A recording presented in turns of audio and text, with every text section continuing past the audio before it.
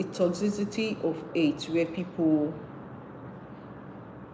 toxic hate, where people do things that they can't really take, but they do to you, and you are pained. You can't really forgive. You've been hurt. You can't really be hurt in one way or the other. You can't even forgive. You can't really actually give what you don't have in the actual sense. You can't give what you don't have. If you don't have love for yourself, you can't give love. It's not that you hate yourself, that's why you give hate. People who you good for, people who you done things for, you find out that good morning, sir. People whom you've done things for, you find out that they come back to like spite you or do hateful. You understand? So those are part of things that I want to talk about, which is toxicity of hate. Today's topic will be all about illustrations. You have brought somebody from the village. Have you brought somebody from the village? And you brought the person from the village, you took care of them, you clothed them, you feed them, you housed them, your job, they stayed with you. And you found out that they are pregnant for your husband, or they start sleeping with somebody you are going out with or you are in love with. It's not all about just a woman. I'm talking about a man or a woman. Toxicity of hate. Somebody from the village. The person brought you from a town where you live to live with them. They clothe you, they feed you, they housed you, gave you shelter. They saw you through everything, school, and they gave you a job. After you graduated, they gave you a job, and you go back. The hate where you feel they don't deserve. You feel they don't have this thing they have, and you take it out. You give them pain and took it out. The toxicity of hate.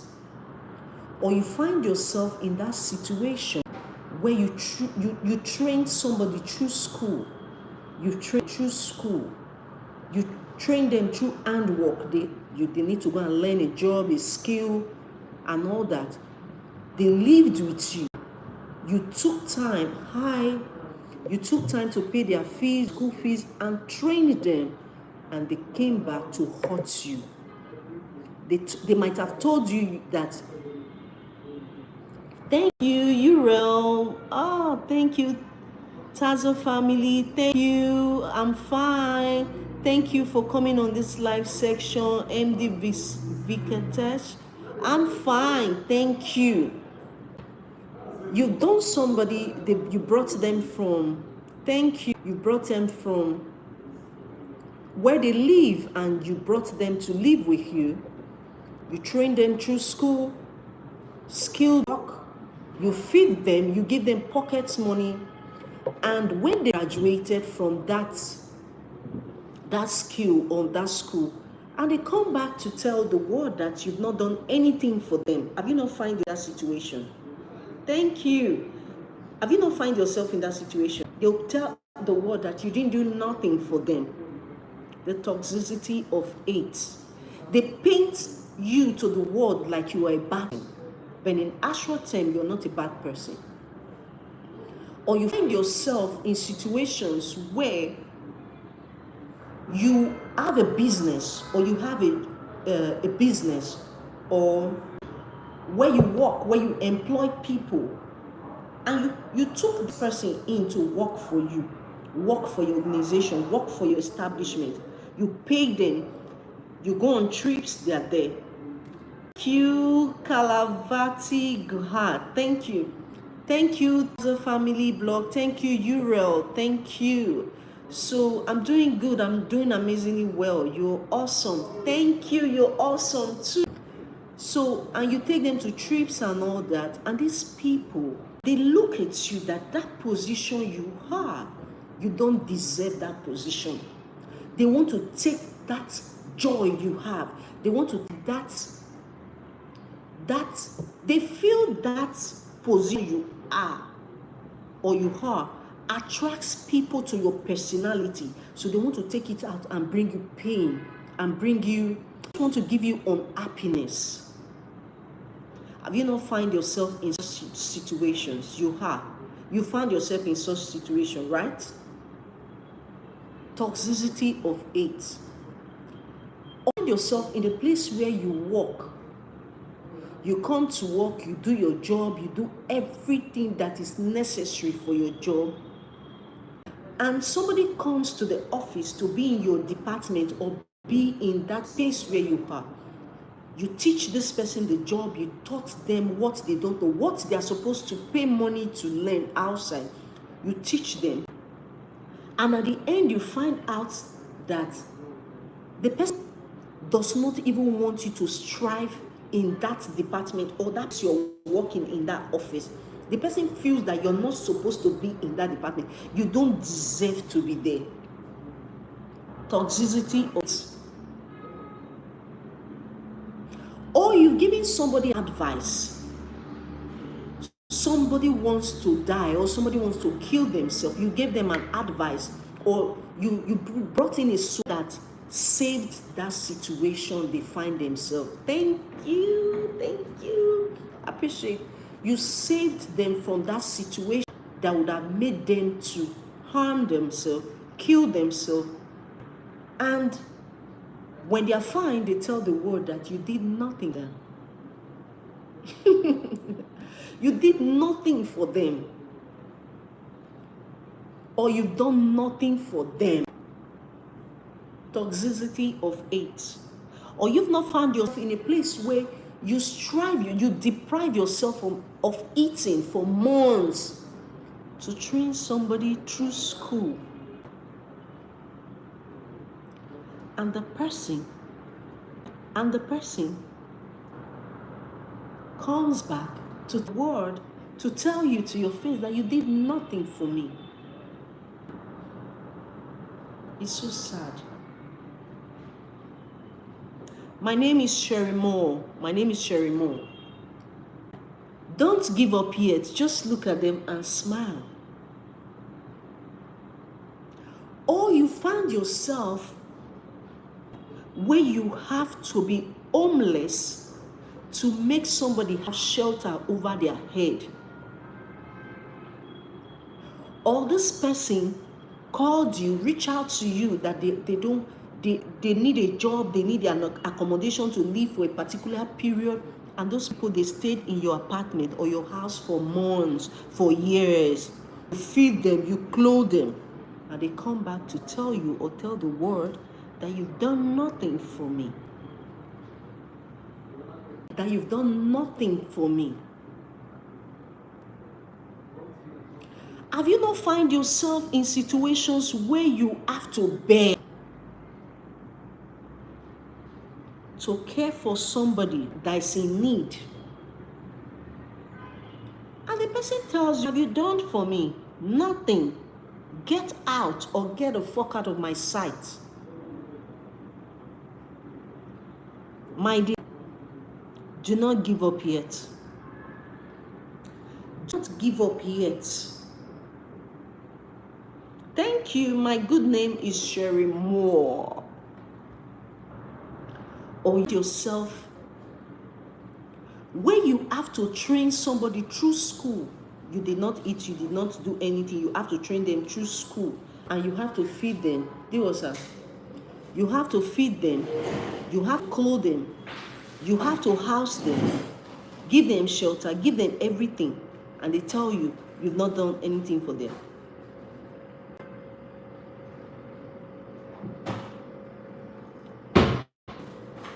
Thank you. Thank you, Kalavati Gohar. Thank you, MD Kadesh. I don't know if I'm pronouncing your name very well. Thank you, Talza Family Vlog. Thank you, Uriel. Thank you, Alavati Guhad. Thank you. Where are you chatting from? Can you tell me your country? Thank you, thank you. Uriel, are you from the Philippines? Galavati, are you Filipino? Thank you very much. Karavati Gohad, thank you. Are you from Portugal? Andy Vekatesh, what country are you from? Maybe I'm not pronouncing your name very well. Thank you very much for being on this live section. Thank you. Thank you. I appreciate. Okay. Yeah.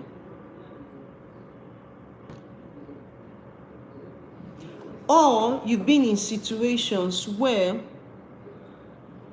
you brought somebody, I mentioned somebody from the village. Where we call village is where you come from. The place where you come, your ancestral home. It's called a village here in my country. So where you come from, a village, you bring somebody from your village or your town where you come from. Yes, ancestral identity, where you come from.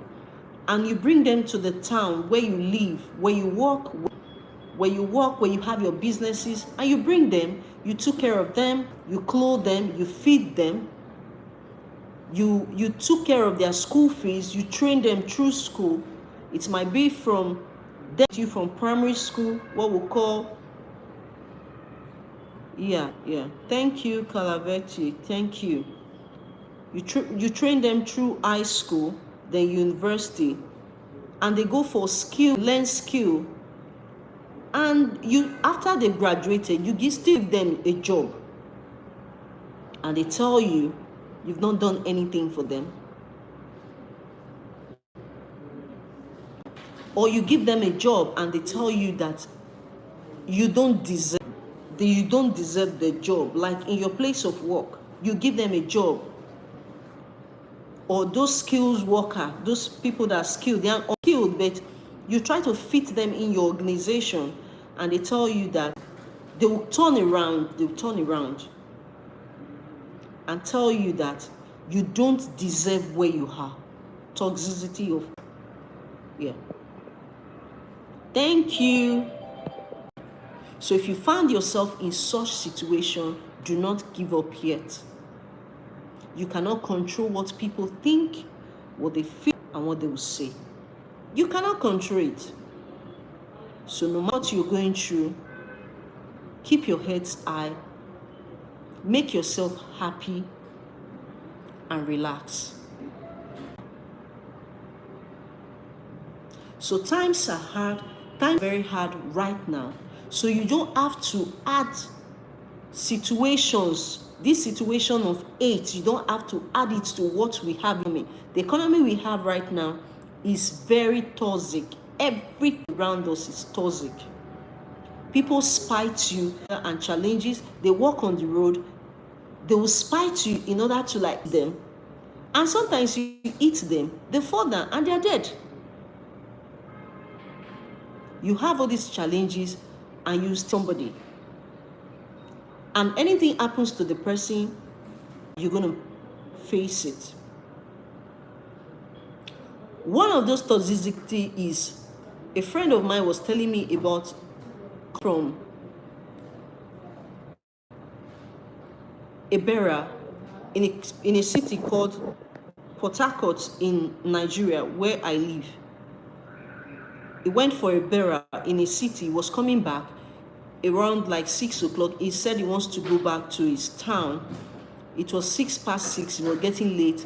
He passed through a Ford junction, and a old woman, like he didn't have very well, like all those bush parts, it was bush, and the woman just came out, and this side mirror hit the woman, and the woman fell. So he parked his car and saw that the woman fell down and ran to the police station in that village and reported himself that this is what happened to somebody, think he has killed somebody. And you see the society we find ourselves, the hateful society we find ourselves. He went to the police station to report himself. He think he has killed somebody, so like he hit somebody with his vehicle. And the police people took him with their van to that spot and saw people gathered around an old, which they rushed the old woman to the hospital. He called his family in Port Harcourt to tell them that this is what happened. And the woman was admitted in the hospital. This family, they came, they said nothing actually happened to her, but scratches and bruises on her arm that she fell. And the woman was fine. After 2 days, he went there with his wife and his family. Immediately he left. He wanted to bail his car from the police station. Police people said he should bring 1 million. The kind of hateful society we have. He should bring 1 million to bail his vehicle. And he left. They said the woman died. Have you seen Wahala, what we call Wahala? The woman died. After like 2 days, the woman that was talking and fine died. And this is how this family started taunting this man to bring money, to take care of he has to pay compensation, he has to pay money for the dead, somebody that is dead, that was fine in the hospital. He spent so much. After spending that, he has to spend money for burial. When somebody dies here, they will tell you all their family problems, they'll put it on your head because you did a really good job, good Samaritan, that I hit somebody, see what happened. And after spending so much, millions of naira on that old woman, he wanted to bail his vehicle, take his vehicle from the station. They said he should bring 1 million. You see the hateful society we find ourselves, toxic society we find ourselves. So somebody cannot even do good. If you have accident, people will look at you, they will not help you. Not that they hate you, because if they take you to the hospital will demand for police report, as if they are the one who eats you, who wants to kill you. You will see somebody that is being shot. You cannot the person and take the person to all what they do is to film you and watch you die. Even when you take you to the hospital will demand for police reports from you that is being shot. How would you take bullet wound and go to the police station and tell them to give you police report so that they can treat you? You find this? Thank you. You see the situation we find ourselves in the society. So you have to be careful. The society is toxic, hateful. Where somebody can just rush out and say, thief. It will take something to eat you, mob you to death. You see the toxic society we find ourselves. This topic is getting me angry. The toxicity hate, where people recruit haters to hate on you. I mentioned in the other video that group specimen A, specimen B, specimen C, I group them into specimens. Specimen A who lives in Maiduguri, specimen B who lives in Lagos, specimen C lives in Abuja. They are not friends, but they hate themselves. But you who is specimen D have common disagreement with 3 of them on different occasions. On your business, it might be your school, it might be your place of work, it might be different occasions in your community. And specimen A will locate specimen C, who they are sworn enemy, in order to get you down, which is specimen D. They are not friends, they don't like themselves. But in order to bring you out from it, A and C will have to team up with B, not friends with, just to take you out, which is the prime suspect, which is the prime target. Be careful.